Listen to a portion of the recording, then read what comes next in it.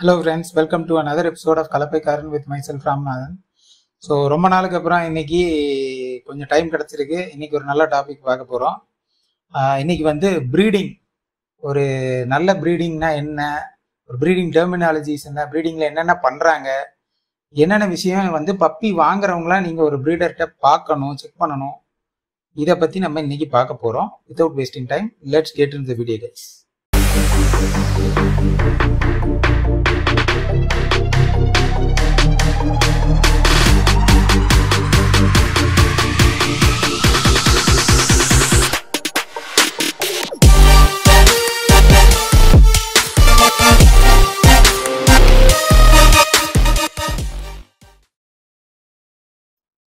First of all ஒரு பேசிக்காக ப்ரீடிங்கிறது வந்து என்ன அப்படின்னா வந்து வெறும் அந்த ரெண்டு அனிமல் சேர்த்தி குட்டி எடுக்கிறது மட்டும் ஒரு ப்ரீடிங்னு நம்ம சொல்லிட முடியாது. அதாவது breeding as a profession. Breeding as a profession வந்து என்னென்னா, நம்மளுடைய பயன்பாட்டுக்கு அந்த விலங்குகளில் இருந்து சிறப்பான குட்டிகள் எடுக்கிறது தான் வந்து ப்ரீடிங் ஆஸ் அ ப்ரொஃபஷனுங்க. ஸோ இப்போ டாக் ப்ரீடிங்கில் வந்து எப்படியெல்லாம் பண்ணுறாங்க, ஒரு ப்ராடர் கிளாசிஃபிகேஷன், அதாவது ஒரு மேலோட்டமான ஒரு பிரிவுகள்னு பார்த்தீங்கன்னா எப்படின்னா, working dog breeding, confirmation dog breeding, அதுக்கப்புறம் ஹோம் ப்ரீடிங். இது தானேங்க 3 பேசிக்கு. இதில் ஒரு நோக்கத்தோட, ஒரு பர்பஸோட, ஒரு இம்ப்ரூவ்மெண்ட் ஒரு விஷயத்தில் கொண்டு வரணும்னு எதிர்பார்த்து பண்ணுற 2 ப்ரீடிங் ஒர்க்னா கன்ஃபர்மேஷன் ப்ரீடிங் அண்ட் ஒர்க்கிங் ப்ரீடிங்குங்க. இந்த கன்ஃபர்மேஷன் ப்ரீடிங்கிறது வந்து என்னென்னா, ஃபர்ஸ்ட் ஆஃப் ஆல் கன்ஃபர்மேஷன் அப்படிங்கிறது ஒரு டாகினுடைய அனாட்டமி, அதாவது அதனுடைய உடல் கூறு, அது செய்கிற வேலைக்கு எவ்வளவுக்கு எவ்வளவு மேட்சிங்காக அந்த வேலையை பெஸ்ட்டாக செய்கிறதுக்கான உடல்வாகி இருக்குதோ அதுதான் வந்து அதை நோக்கி ப்ரீடிங் பண்ணுறது தான் இந்த கன்ஃபர்மேஷன் பேஸ்டு ப்ரீடிங்குங்க. இந்த கன்ஃபர்மேஷன் ஷோஸ்ன்னு சொல்கிறது வந்து அந்த உடல் கூரை வந்து ஜட்ஜ் பண்ணி அதுக்கு அவார்ட் பண்ணுறது தான் இந்த கன்ஃபர்மேஷன் ஷோஸ். இப்போ நம்ம வேல்பரி கூட கூட்டிகிட்டு போனோம் இல்லைங்களா, கெனல் கிளப் ஆஃப் இந்தியாவினுடைய கன்ஃபர்மேஷன் ஷோக்கு, அதுதான். ஸோ இது வந்து கன்ஃபர்மேஷன் ப்ரீடிங். இதில் வந்து அந்த உடல் கூறுக்கு மட்டுமே ரொம்ப முக்கியத்துவம் கொடுத்து கேரக்டருக்கு ஒரு செகண்டரி அல்லது டெரிஷரி இம்பார்ட்டன்ஸ் கொடுத்து ப்ரீட் பண்ணுறது தான் வந்து கன்ஃபர்மேஷன் பேஸ்டு ப்ரீடிங்குங்க, அல்லது ஷோ ப்ரீடிங்னு சொல்லலாம். ஒர்க்கிங் டாக் ப்ரீடிங் அப்படின்னா வந்து இதில் நிறைய விஷயங்கள் இருக்குது. இப்போ ஒர்க்கிங் டாக் ப்ரீடிங்னா அதனுடைய கேரக்டர், ஹெல்த்து, அதனுடைய ஸ்ட்ரக்சர், அதனுடைய ட்ரைவு, அதுக்கப்புறம் அதனுடைய ஜெனட்டிக் ஹெல்த்து, அதுக்கப்புறம் அதனுடைய ஆப்டிடியூடு, அதாவது இந்த டாக்ஸினுடைய இத்தனை தன்மைகளை பார்த்து ப்ரீட் பண்ணுங்க. ஸோ இதில் சில விஷயங்கள் வந்து டெர்மினாலஜி உங்களுக்கு புரியாமல் இருக்கலாம், அதை எக்ஸ்பிளைன் பண்ணுறேன். இப்போ ட்ரைவ் அப்படின்னா என்னென்னா, ஒரு வேலையை செய்கிறதுக்கான முனைப்பு, அதுதான் ட்ரைவ். அதாவது அந்த வேலையை செய்கிறதுக்கான ஆர்வம். இப்போ பொதுவாக டாக்ஸில் ட்ரைவுங்கிறது வந்து பார்த்திங்கன்னா, இந்த பர்சனல் ப்ரொடெக்ஷன்லாம் நிறைய வீடியோஸ் பார்த்துருப்பீங்க. ஒரு பெரிய ஸ்லீவ் கையில் கட்டியிருப்பாங்க, நாய் ஓடி வந்து பாஞ்சு இதை கவ்வி அப்படியே சுற்றும். அதுவாகவே தான் பண்ணும், யாரும் ஃபோர்ஸ் பண்ண மாட்டாங்க. இப்போ விட்டோன்னா அது பாயிறக்கு அப்படியே துடிக்குது பார்த்தீங்களா, துடிச்சு வந்து பாயுது பார்த்தீங்களா, அதுதான் அந்த ட்ரைவுன்னு சொல்கிறதுங்க. இது ஒவ்வொரு ஒர்க்கிங் ப்ரொஃபஷன் ஆஃப் டாகுக்கும் ட்ரைவு மாறும். இப்போ பார்த்தீங்கன்னா, ஒரு பெல்ஜியன் மெலினோவோட ட்ரைவ் வந்து அட்டாக்கிங் மோடில் இருக்கும். இதே வந்து ஒரு பார்டர் கோலியினுடைய ட்ரைவ் வந்து போய் நேரடியாக அட்டாக் பண்ணாமல் அந்த கேட்டில் வந்து எப்படி மிரட்டி அப்படியே கொண்டு வந்து சேர்க்கறதுன்னு பார்க்கும். ஏன்னா வந்து ஒரு பார்டர் கோலியினுடைய வேலை வந்து மேய்த்தல். ஸோ ட்ரைவு பண்ணுற ஒர்க்கை பொறுத்து மாறும். இதே வந்து ஒரு ராட்வீலரோ ஒரு பிட்புல்லோ வளர்த்தும் போது, அதை ஒரு கேம் டாக், அதாவது வேட்டைக்கு வளர்த்தும் போது அதனுடைய ட்ரைவ் வந்து பிடிச்சி எவ்வளவு நேரம் விடாமல் எவ்வளவு இருக்குங்கிறதையும் சேர்த்தி கணக்கில் வச்சு பார்ப்பாங்க. ஸோ இந்த மாதிரி ட்ரைவுங்கிறது அந்த வேலையை செய்கிறதுக்கான முனைப்பு அந்த நாய்கிட்ட இருக்கிறது தான் ட்ரைவ். ஸோ இது இருக்கான்னு பார்க்குறது. அப்போது ஒரு காவல் நாய்க்கு வந்து என்ன ட்ரைவு, பர்சனல் ப்ரொடெக்ஷனில் வந்து அந்த நாய் வந்து எந்த அளவுக்கு எக்ஸல் பண்ணுது அப்படிங்கிறது. அப்புறம் ஒரு லைஃப் ஸ்டாக் கார்டிங் அப்படின்னா வந்து எந்த அளவுக்கு ஓடி பெரிமீட்டர் கவர் பண்ணி ஒரு ஹண்டிங் இன்ஸ்டிங்க்டோட இருக்குது அப்படிங்கிறது. ஸோ இதெல்லாம் தான் நம்ம ட்ரைவில் சொல்கிறோம். ஸோ இதெல்லாம் போக வந்து பார்த்திங்கன்னா, அந்த நாயினுடைய ஜெனட்டிக் ஹெல்த்னா என்ன, ஜெனட்டிக் ஹெல்த்னா பிறப்பால் வந்து நோய்கள் சிலது வரும், பிறப்பால் டிஃபார்மிட்டிஸ் வரும். பார்த்திங்கன்னா மனிதர்கள்லே பிறவியில், அதாவது தாத்தாக்கு வந்து சுகர் இருந்துச்சுன்னா உங்களுக்கும் சுகர் வரக்கு வாய்ப்பு இருக்குதுன்னு சொல்கிறாங்க பார்த்தீங்களா. இந்த மாதிரி ஜெனட்டிக்காக கேரி பண்ணுற டிசீசஸ்னுடைய அளவு கம்மியாக இருந்தால் ஜெனட்டிக் ஹெல்த் பெட்டராக இருக்குதுன்னு அர்த்தங்க. ஸோ அதுக்கப்புறம் அதனுடைய உடற்கூறு அந்த வேலை செய்கிறதுக்கு ஏற்ற மாதிரி நல்லா இருக்கா, அது போக ஹெல்த் வைஸ் நாய்க்கு வந்து அதிக சீக்குகள் வராமல், அது பண்ணுற வேலை பார்க்குற இடத்துல அது பெரிய சீக்கு வராமல் பெருசாக ஒரு நோய்வாய்ப்படாமல் இருக்க முடியுதா, இது எல்லாத்தையும் பார்த்து ப்ரீட் பண்ணுறது தான் ஒர்க்கிங் டாக் ப்ரீடிங். ஸோ இருக்கிறதுலே வந்து காம்ப்ளிகேட்டட் ப்ரீடிங்கிறது ஒர்க்கிங் டாக் ப்ரீடிங் தான். ஏன்னா நிறைய ஃபேக்டர்ஸ் உள்ளே வருது. ஸோ இப்போ இதெல்லாம் நான் எதுக்கு சொல்கிறேன் அப்படின்னா, நீங்கள் வந்து ஒரு நாய் எடுக்கிறீங்கன்னு வைங்களேன், அதுக்கு ஒரு பர்பஸ் இருக்கும். இப்போ பெட்டாக நான் வளர்த்துறேங்க அப்படிங்கிறது ஒரு விஷயம். அதுக்கப்புறம் வந்து நான் வீட்டு காவலுக்கு வேணுங்க, வீடு வந்து ஊருக்கு அவுட்டரில் இருக்குது, எனக்கு ப்ரொடெக்ஷனுக்கு வேணும் அப்படிங்கிறது ஒன்று. தோட்ட காவலுக்கு வேணும், மேய்ச்சலுக்கு வேணும், கால்நடை காவலுக்கு வேணும். இது போக வந்து போலீஸ் ஃபோர்ஸஸில் எடுக்கிறாங்க, ஆர்மியில் எடுக்கிறாங்க. இந்த மாதிரியான விஷயங்கள்லாம் இருக்குது இல்லைங்களா. ஸோ இந்த பர்பஸுக்கு ஏற்ற மாதிரி நம்ம ப்ரீடை செலக்ட் பண்ணுறது, இல்லை அந்த ப்ரீடுக்குள்ளே இருக்கக்கூடிய பிளட் லைன் செலக்ட் பண்ணுறது. இப்போ நாம் வந்து கோம்பை தான் இந்த சேனலை பொறுத்த வரைக்கும் நம்ம வச்சுருக்க டாக்ஸு கோம்பை தான். ஸோ அது ரிலேட்டடாகவே நம்ம பார்த்தோம்னா, இப்போ நம்மக்கிட்ட குட்டி கேட்டு வர்றவங்களில் வந்து எனக்கு வீட்டில் பெட்டாக இருந்தால் போதுங்க அப்படின்னு சொல்லுவாங்க பார்த்தீங்களா. அவங்க வந்து ஒரு ஒர்க்கிங் டாக் ப்ரீடர் கிட்ட தான் நெசசரியாக வாங்கணுமா அப்படின்னா கட்டாயம் கிடையாது. அவங்க ஒரு ஹோம் ப்ரீடர் கிட்ட கூட வாங்கலாம். ஸோ இதுக்கு முன்னாடி ஹோம் ப்ரீடிங்னா என்னன்னு சொல்ல மறந்துட்டேன். ஹோம் ப்ரீடிங் அப்படிங்கிறது வந்து என்னென்னா, ஒரு நாயில் வந்து நான் பெருசாக இம்ப்ரூவ் பண்ணுங்கிறக்காக நிறைய நாய் எடுத்து வச்சு யோசித்து காம்பினேஷன் சேர்த்துறதுங்கிறது இல்லாமல், என்கிட்ட 2 நாய் இருக்குது, அதுக்கு மேலே நான் நாய்கள் வந்து இம்ப்ரூவ் பண்ணுறக்காகலாம் நான் ப்ரீட் பண்ணல. இருக்கிற நாயை நான் சும்மா ப்ரீட் பண்ணுறேன், வர்ற குட்டிகளை செல் பண்ணுறேன் அப்படிங்கிறது தான் வந்து ஹோம் ப்ரீடிங். இதுதான் இருக்கிறதுலே ஈஸியானது. ஏன்னா நீங்கள் ரொம்ப யோசிக்க வேணாம் ப்ரீட் பண்ணுறதுக்கு முன்னாடி, ஜஸ்ட்டு ப்ரீட் பண்ணால் குட்டி எடுக்க கொடுக்க, இவ்வளோதான். ஸோ இந்த பெட்டு வளர்த்துறாங்க பார்த்தீங்களா, இந்த பெட்டு மாதிரி வளர்த்துறவங்களுக்கு வந்து ஹோம் ப்ரீடிங்கே எனஃப். ஏன்னா பெருசாக ட்ரீட்ஸ் பார்க்க வேணாம், அவங்க ஒரு பர்பஸ், ஒரு காவல் அந்த மாதிரி ஒரு ஒர்க்கிங்க்கு எடுக்கலை அப்படிங்கிறதுனால. பட் அதுலேயுமே ப்ரீட் ரெஸ்ட்ரிக்ஷன்ஸ் இருக்குது. இப்போ நீங்கள் வீடுடைய சைஸ் இருக்குது, அந்த சைஸுக்கு அந்த என்ன எனர்ஜி லெவல் இருக்கடாக மேட்ச் பண்ணலாம் அப்படிங்கிறத பொறுத்து நீங்கள் எடுக்கணும். இப்போ வீடே ரொம்ப சின்னதாக இருக்குது, நாய்க்கு ஓடுறதுக்கு பெருசாக இடம் இல்லை அப்படின்னா நீங்கள் ஆக்டிவான டாக்ஸ் எடுக்கக்கூடாது. கோம்பை மாதிரி நாய்கள், பெல்ஜியன் மெலினுவா மாதிரி நாய்கள், இந்தியன் ப்ரீட்ஸ் முக்கால்வாசி எடுக்கக்கூடாது. நீங்கள் எடுக்க வேண்டியதெல்லாம் வந்து இந்த பெட்டு ப்ரீடுன்னே இருக்கும். டாக்ஸ்லேயே வந்து பெட்டிங்க்குன்னே சில டாக்ஸ் இருக்கும். பார்த்தீங்கன்னா சிவாவா, பக்கு, அதுக்கப்புறம் ஃப்ரெஞ்ச் புல்டாக், இங்கிலீஷ் புல்டாக். இப்போ இங்கிலீஷ் புல்டாகில் ஒரு பர்பஸ் உருவாச்சு, இப்போ அது பெட்டாக மாறிடுச்சு. ஸோ இந்த மாதிரியான டாக்ஸ் எல்லாம் தான் அதுக்கு சூட் ஆகும். சரி, எனக்கு வீட்டு காவலுக்கு வேணுங்க அப்படின்னா அதுக்கேற்ற மாதிரி டாக் நீங்கள் செலக்ட் பண்ணணும். ப்ரீட் வைஸ் பார்த்தீங்கன்னா ஒரு மீடியம் சைஸ் டாக் பெட்ரு. லார்ஜ் சைஸ் டாக்னா கொஞ்சம் பெரிய ஏரியா இருக்கணும், medium size talk better. But அந்த மாதிரி கார்டிங்க்கு கொஞ்சம் ரன்னிங் இருக்கணும். ரன்னிங் ஸ்பேஸ் இல்லைனாலும் நீங்கள் டெய்லி எக்ஸசைஸ் பண்ணணும். ஏன்னா பொதுவாக அந்த மீடியம் சைஸ் டாக்ஸ் எல்லாமே ஒரு exercise requirement, minimum energy spend பண்ணணுங்கிற விஷயம் இருக்குங்க.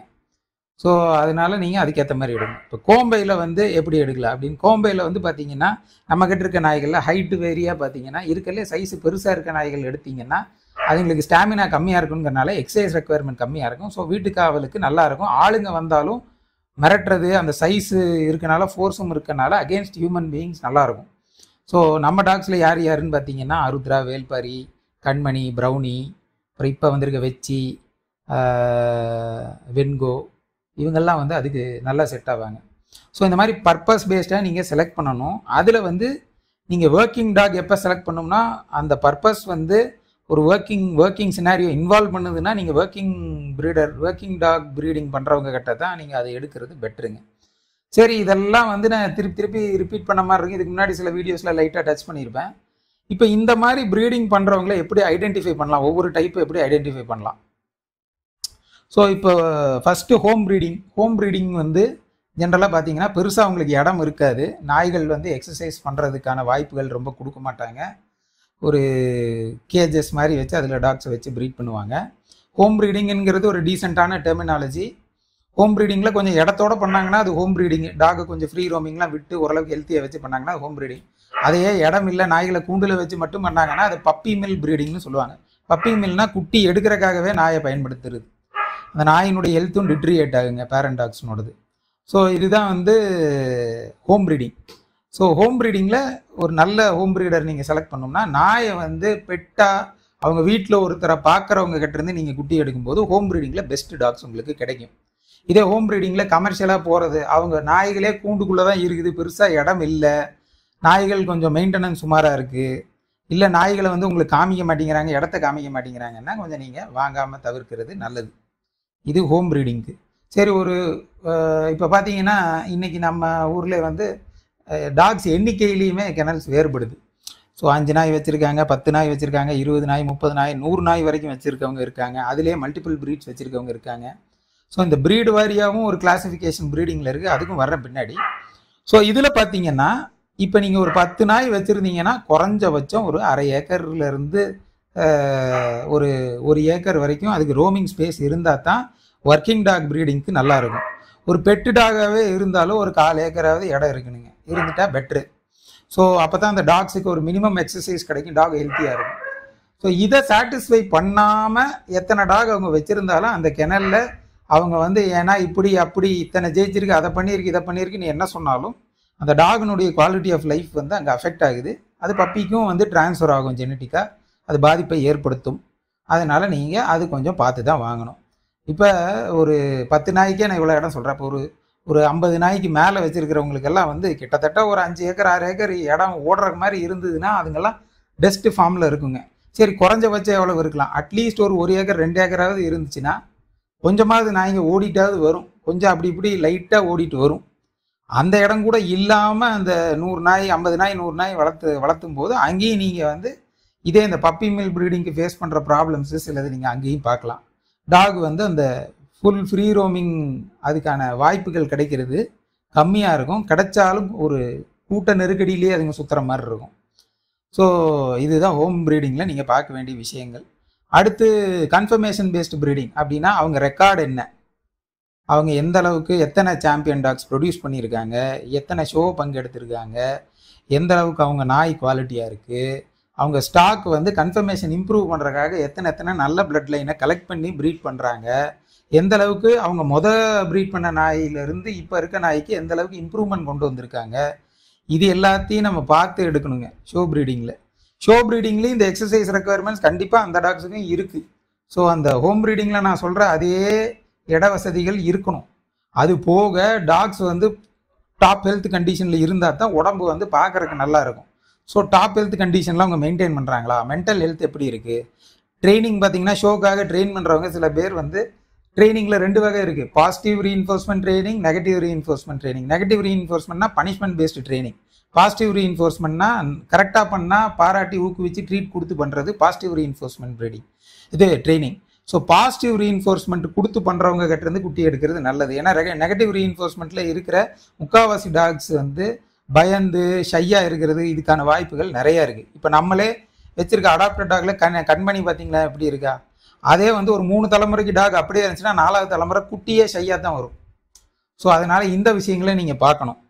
அதே மாதிரி அவங்க வந்து ஒரு ஷோ பேஸ்டு ப்ரீடிங் பண்ணுறதுக்கான ஒரு நுவான்சஸ், அதுக்கான நுணுக்கங்கள் அவங்களுக்கு தெரிஞ்சிருக்கா, இந்த மாதிரி அனாட்டமி பேஸ்டு ஒவ்வொரு ஏரியாவில் எதை எப்படி டெவலப் பண்ணுறதுக்கு எவ்வளோ பிரயத்தனப்படணும் அப்படின்னு பார்க்கறது தான் வந்து உங்களுக்கு கன்ஃபர்மேஷன் பேஸ்டு ப்ரீடிங்கில் நல்ல ப்ரீடிங் பண்ணுறவங்கன்னு.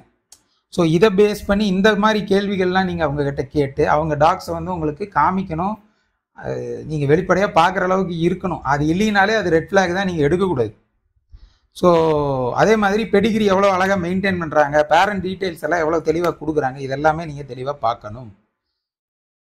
இதெல்லாம் பார்த்து நீங்கள் எடுக்கலாம் confirmation based breeding. Working dog ப்ரீடிங்னா இந்த இட வசதி மேண்டேட்ரி. ஒரு 10 நாய் இருக்குன்னா ஒரு 3-4 ஏக்கராவது இடம் இருந்தால் தான் அந்த நாய்களை ஓடி திரிஞ்சு வேலை வாங்கி அந்த வேலையை பார்க்குறக்கான சுதந்திரத்தை அந்த நாய்களுக்கு கொடுத்து அதை பண்ணுறது. ஸோ இந்த ஒர்க்கிங் டாக் ப்ரீடிங்கில் வந்து அந்த நாயை வந்து எந்த ஒர்க்குக்கு ரெடி பண்ணுறாங்க, அது ஒரு ஒர்க்குன்னு இல்லை, ஒரு 4-5 ஒர்க்கு இருக்கலாம். அந்த ஒர்க்குக்கு ப்ராப்பராக ட்ரைனிங் அண்ட் டெஸ்டிங் நடக்குதா, அதை வந்து எந்த மாதிரியான இடங்களுக்கு அந்த அவங்க ப்ரீட் பண்ண குட்டிகளை கொடுத்துருக்காங்க, அங்கே வந்து அந்த குட்டிகளுடைய பர்ஃபார்மன்ஸ் எப்படி இருக்குது, இதெல்லாம் பார்த்து தான் நீங்கள் அதை எடுக்கணும். ஸோ இதெல்லாம் கேட்கும்போது உங்களுக்கு ரொம்ப ஆச்சரியமாக இருக்கலாம். தமிழ்நாட்டில் நம்ம இந்த அளவுக்கு டீட்டெயிலெல்லாம் நிறைய பேர் ப்ரீடிங் பண்ணுறாங்களா இல்லையான்னு கேள்விகள் வரலாம். பட் இந்த கேள்விகளை நீங்கள் கேட்க ஆரம்பித்தா தான் நாங்கள்லாம் மாறுவோம். அதாவது கன்சியூமர் வந்து பெட்டர் குவாலிட்டி ப்ராடக்ட் கேட்காத வரைக்கும் ஆவரேஜ் ப்ராடக்ட் தான் மேனுஃபேக்சரர் கொடுப்பாங்க. அதே மாதிரி ஒரு ப்ரீடரை நீங்கள் அவங்கள ஒரு ரெஸ்பான்சிபிலிட்டி கொடுத்து ஹோல்டு பண்ணாத வரைக்கும் அவங்க குவாலிட்டி இம்ப்ரூவ் பண்ண மாட்டாங்க ப்ரீடிங்கில். வெறுமனே சாம்பியன் டைட்டிலோட டாக் இருக்குது, பப்பி எடுக்கணும், அந்த டைட்டிலுக்காக நீங்கள் பப்பி எடுக்கணும்னு பார்க்காதீங்க. டாக் உண்மையாலுமே எந்த அளவுக்கு நல்லா இருக்குது, சாம்பியனுக்கு ஒரு வெயிட்டேஜ் இருக்குது இல்லைன்னு சொல்லலை, பட் அந்த டாக் உங்களுக்கு உண்மையாலுமே எந்த அளவுக்கு நல்லா இருக்க மாதிரி தெரியுது, அதையும் பார்த்து எடுங்க. அதே மாதிரி ப்ரைஸு மட்டுமே முக்கியமாக வச்சு நீங்கள் நாய் செலெக்ஷன் பண்ணாதீங்க. ப்ரைஸை ஒரு முக்கியமான க்ரைட்டீரியா வச்சு பப்பி எடுக்காதீங்க. காரணம், நீங்கள் ஒரு ஜெனட்டிக் ப்ராப்ளம் உள்ள ஒரு நாய்க்குட்டியை எடுத்து அதற்கு தொடர்ந்து மெடிக்கல் ப்ராப்ளம்ஸ் வந்துக்கிட்டு இருந்தால் நீங்கள் ஒரு நல்ல விலை கொடுத்து வாங்குற குட்டிக்கு நீங்கள் என்ன செலவு அது ஆயுசு காலத்தில் பண்ணுவீங்களோ அதை விட ரொம்ப நிறையாவே இந்த நாய்க்குட்டிக்கு பண்ணுற மாதிரி இருக்கும். அதே மாதிரி நீங்கள் நாயை பாதி இதில் அபேண்டன் பண்ணுற நிலைமைக்கெல்லாம் நீங்கள் போகிறதுக்கு வாய்ப்புகள் இருக்குது. அதனால் ப்ரைஸை முக்கியமான ஃபேக்டராக வைக்காதீங்க.